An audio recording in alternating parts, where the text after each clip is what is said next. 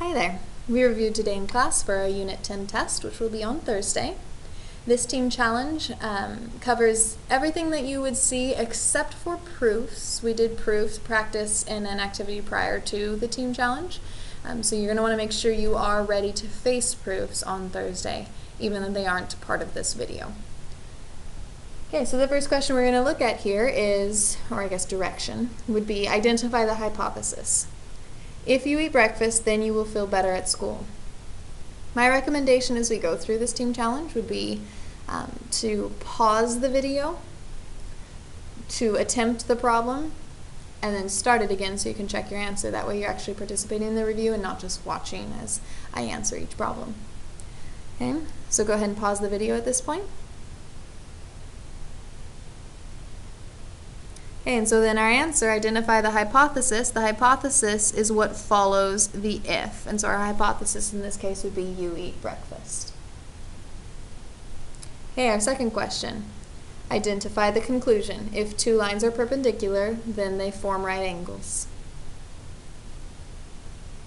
Okay, so our conclusion is the phrase that follows the then. In this case, they form right angles. Okay, number 3, write the converse. If two lines are perpendicular, then they form right angles. Okay, so the converse would be if two lines form right angles,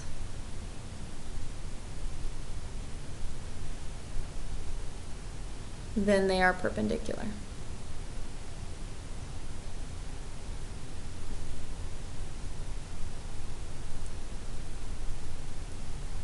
So converse just flips the statement. It takes what was first and makes it second, and takes what was second and makes it first. The hypothesis becomes the conclusion. Okay. Number 4 then, identify the hypothesis. If the animal is a dog, then it has 4 legs. Okay, the hypothesis is what follows the if. The animal is a dog. Okay, next one. Identify the conclusion. If two angles are vertical, then they are congruent. Okay, our conclusion is they are congruent. Conclusion follows the then statement. Okay, last one. Write the converse. If it is Saturday, then school is closed. Okay, the converse is, switch the hypothesis and the conclusion. If school is closed, then it is Saturday.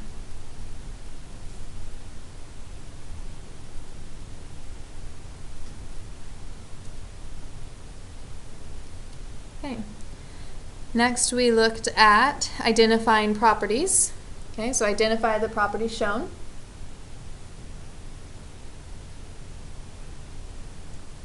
Okay, and so that property, when you see two different things and they switch spots, that property is symmetric.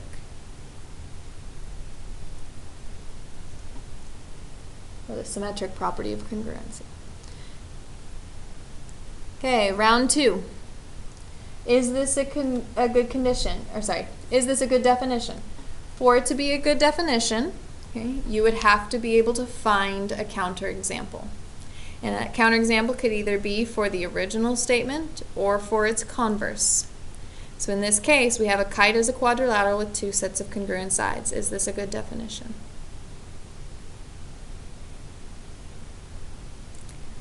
Okay. In this case, this is not a good definition because although kite does have 2 sets of congruent sides and is a quadrilateral, we can find a counterexample of a quadrilateral that has 2 sets of congruent sides but isn't a kite.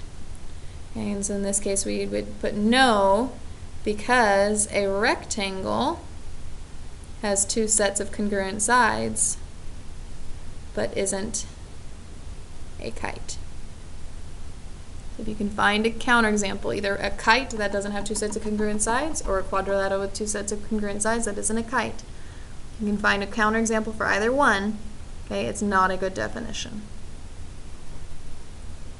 Okay, we did quite a few of these, so I'm not going to do all 6 of them, but we'll do a couple more. Okay, is this always true? If segment AB is perpendicular to line CD, then AB bisects line CD. Okay, in this case, that would be no, because you could have a CD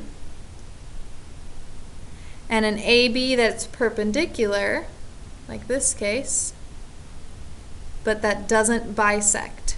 Right? So this is perpendicular to CD, but it doesn't bisect, it doesn't cut it in half, so it's not always true. Okay, is this always true? If RS equals TW, then TW equals RS. In this case, that would be yes, that's the symmetric property. Okay. Last one here that we'll do, is this a good definition? A square is a quadrilateral with 4 congruent sides and 4 right angles.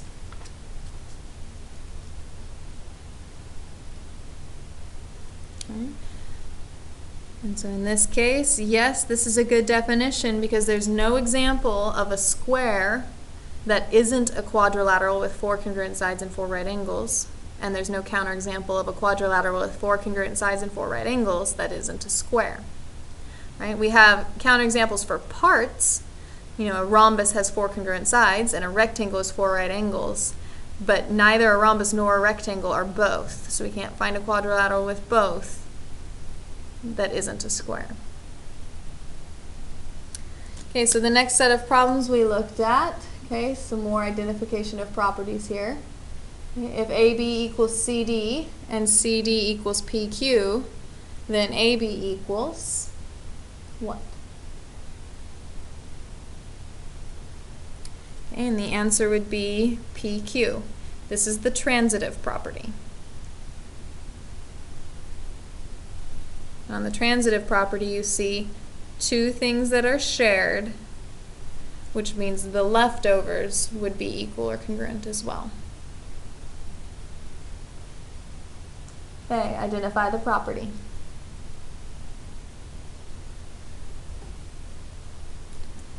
Okay, this one would be reflexive.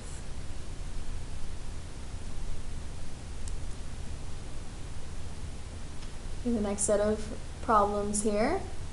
Write the conditional as a true biconditional.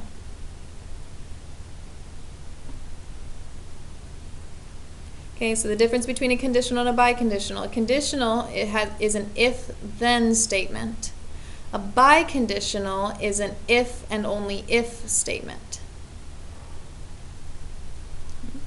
And so when we're writing our conditional as a true biconditional, okay, we'd steal the hypothesis. So a triangle is equilateral.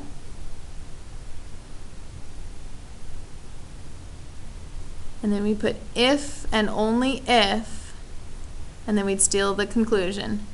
It has 3 congruent sides.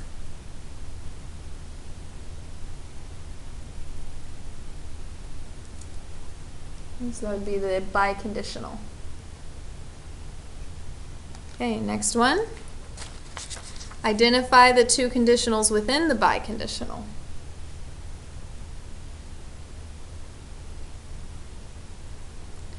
Okay, so the 2 conditionals. Within a biconditional, we always have our hypothesis and our conclusion. Okay, and the 2 conditional statements contained within the biconditional are if a quadrilateral is a rhombus, then it is a quadrilateral with 4 congruent sides. And if a quadrilateral, or say if it is a quadrilateral with 4 congruent sides, then a quadrilateral is a rhombus. Right, so the 2 conditions are the hypothesis and conclusion in reverse order. So if a quadrilateral is a rhombus, then it is a quadrilateral with 4 congruent sides.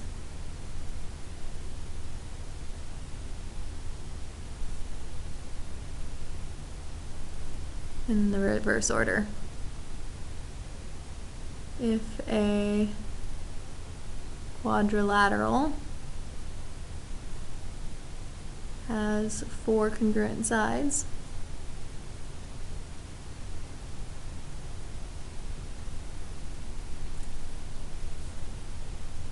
then it is a rhombus.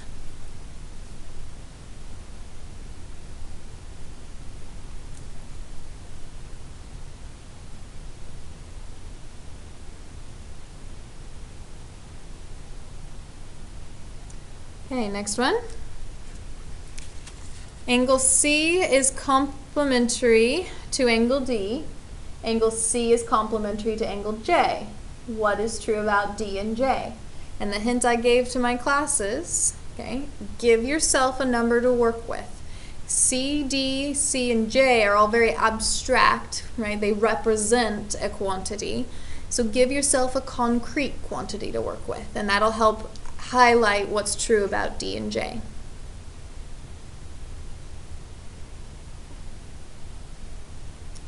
Okay, and so then the answer is, well, D and J would be congruent. They would be the same. Okay, here's why, and again, give yourself, this is that concrete example. Okay, C, I'm just going to assign it a number. I'm going to say C is 30 degrees, right? Okay, well, if C is 30 degrees, and it is complementary to D, that means whatever D is, that D plus my 30 would have to give me 90, because that's the definition of complementary. And so D would have to be 60, so that 30 and 60 would make 90. Okay, again, we made C 30 degrees. So would J have to be, well, if C is 30 and it's complementary to J, J would have to be 60.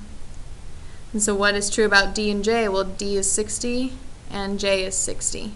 So they are congruent.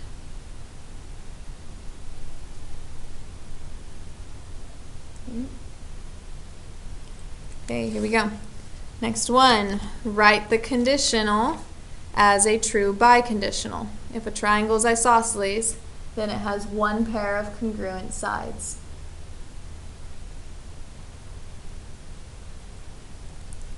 Okay, so again, biconditional is an if-then statement. Okay, so, or sorry, conditional is an if-then statement. Biconditional is an if and only if statement. Right, and so we would have a triangle is isosceles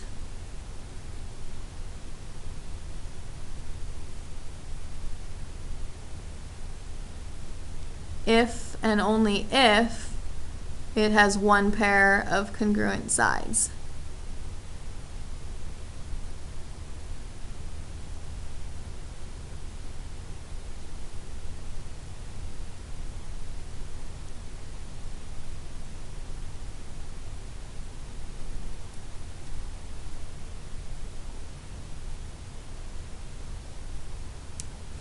Okay, next one. Identify the 2 conditionals within the biconditional.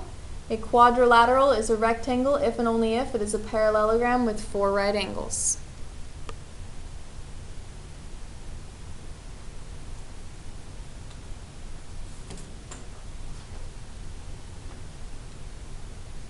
Okay, so our 2 conditionals, we have a quadrilateral is a rectangle, so it would be if a quadrilateral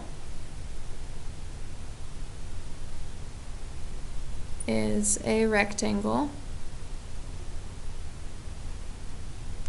and then we have this is a parallelogram with 4 right angles, then it is a parallelogram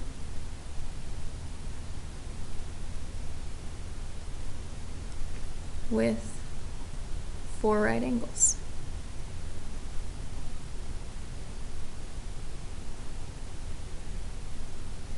Okay. And then the second statement would be the converse of this first statement. If a quadrilateral is a parallelogram with 4 right angles, then it's a rectangle. right? Or if it is a parallelogram with 4 right angles, then the quadrilateral is a rectangle. Okay, here we go. Next one. We have angle R is supplementary to angle T. Angle R is supplementary to angle W. What is true about T and W?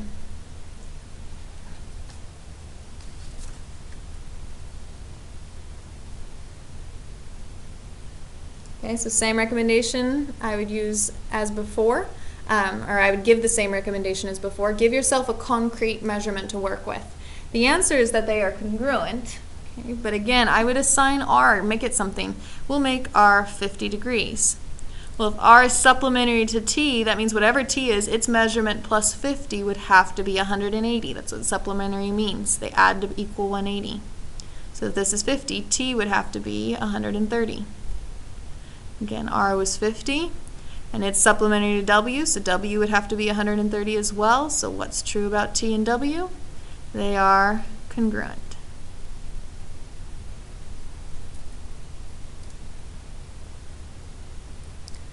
Okay, here we go. Next one. We have give a counterexample. Okay, and so one counterexample would be moldy food. Moldy food would be green, but would not be edible. Okay, next one, give a counterexample. Well, could be raining. That would be a counterexample. It would be cold outside, but it wouldn't be snowing. Okay, last one, give a counterexample.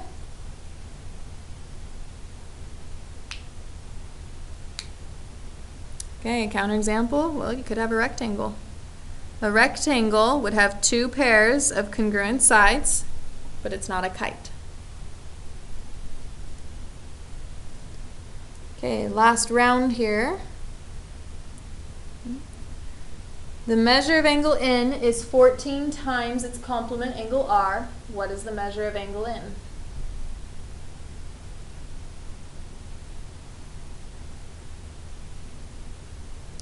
Okay. Well, I always like starting these types of problems with the definition itself. N and R are complements, which means N and R have to add to equal 90. Well, N is 14 times its complement R. And so with the substitution property, I can replace N here with 14R. Okay, combining like terms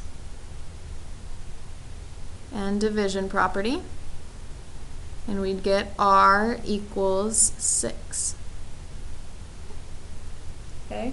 Well, if R is 6 and I want to know N, there are 2 different ways you can do that. One is by using the definition of complement. N and R are complementary. Well, if R is 6, N would have to be 90 minus 6, or 84. Because that's the only way 6 plus 84 would be 90, definition of complementary. The other way you could do it, if you didn't want to use this way, is N is 14 times R. So you could do it like this. N is 14 times my R, which is 6, which is 84. No matter how you do it, you get 84 as an answer. Again, pause the videos if you're wanting to solve it on your own, which would be my recommendation. Then start it again when you're wanting to check your work. Okay, next one. We have angle A and angle B are vertical angles. The measure of angle A is 6x minus 12. The measure of angle B is 4x plus 28. Find the measure of angle A.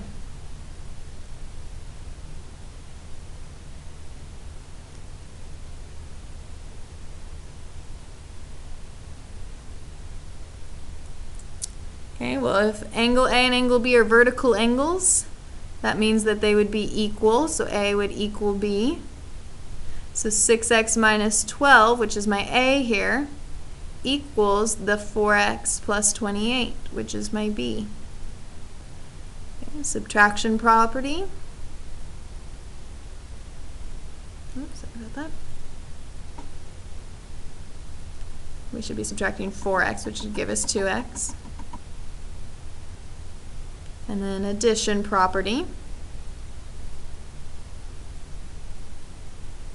And last but not least, division property, and we get x equals 20. However, that's not what I'm asked to find. I'm not asked to find x, I'm asked to find the measure of angle A. Well, A was 6 times x, which we just found x is 20, minus 12, which is 120 minus 12, which is 108 degrees.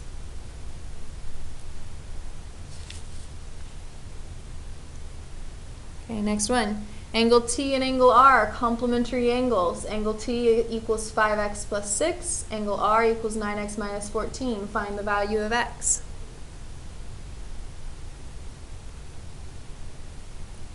Okay, well, T and R are complementary angles, which means T plus R has to equal 90. Substitution property, T is 5x plus 6. R is 9x minus 14. So I'm just sticking them into their respective locations. Okay. Combining like terms, 5x plus 9x is 14x. 6 minus 14 is negative 8. Addition property.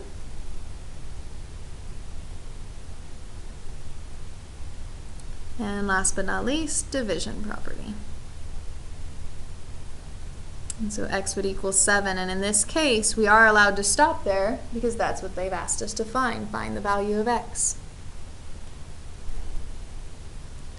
Okay, next one. The measure of angle A is 11 times its supplement, angle C.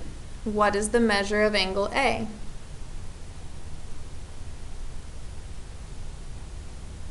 Okay. Definition of supplement. A and C have to add and equal 180. And then we're told something here. A is 11 times its supplement C. So I can take out A and I can substitute in, so substitution property, I can substitute in 11C. Combining like terms, 11C plus C is 12C. Division property. And we get C equals 15. And then we want the measure of angle A. So similar, like the one we did before, the one up here with N and R, there are two ways you could solve this. One is utilizing the definition of supplementary. A and C would have to equal 180, so A would have to be whatever 180 minus 15 is, which in this case would be 165 degrees. Or we know that A equals 11 times C. And so we could do A equals 11 times, and my C is 15, which is 165 degrees. Either way, you get the right answer. In fact, if you have the time, I might recommend doing both, just so you can double check your work. Okay, next one. Angle P and angle T are vertical angles. Angle P equals 5x plus 17, and angle T equals x plus 61. Find the measure of angle P.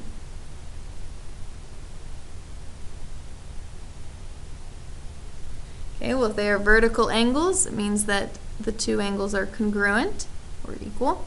Right, and so P, their measurements are equal, I should say. P, which is 5x plus 17, would equal x plus 61. Okay, subtraction property. 4x plus 17 equals 61. Subtraction property again. 4x equals 44. And last but not least, division property, and we get x equals 11. Okay. Well, if x equals 11 and we are asked to find the measure of angle P, I'm going to say, well, P was 5 times x, which is 11, plus 17.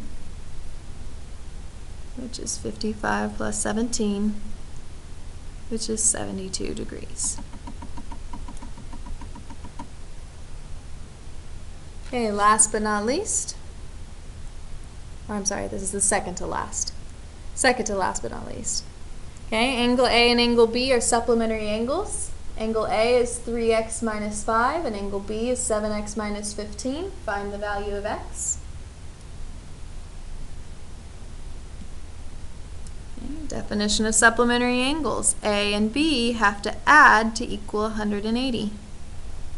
Substitution property. A is 3x minus 5 plus B, which is 7x minus 15.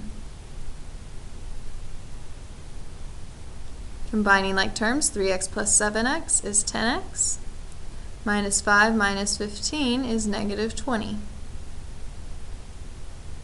Addition property.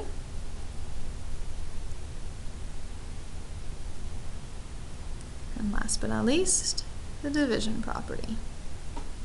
So we get x equals 20, which is all we are asked to find.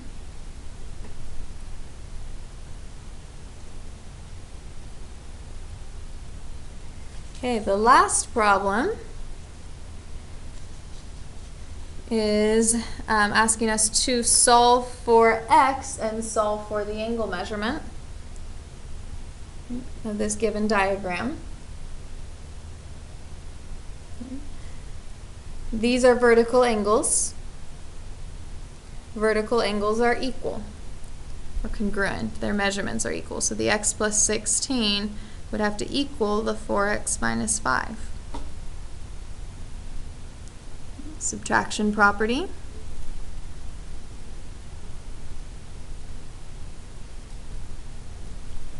Addition property. And last but not least, division property. And so we would get x equals 7 for solve for x. For our angle measurement, we would need to substitute back in. Since they are congruent, we can substitute into either one.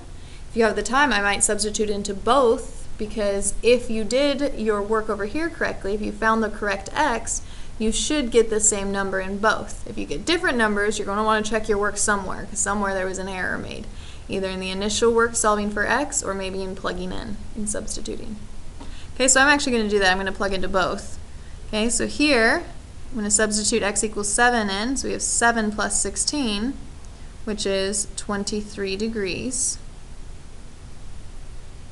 And then over here, I'm going to do 4 times 7 minus 5, which is 28 minus 5, which is 23 degrees again. And so since I got the same number, the same measurement, I know I haven't made an error anywhere.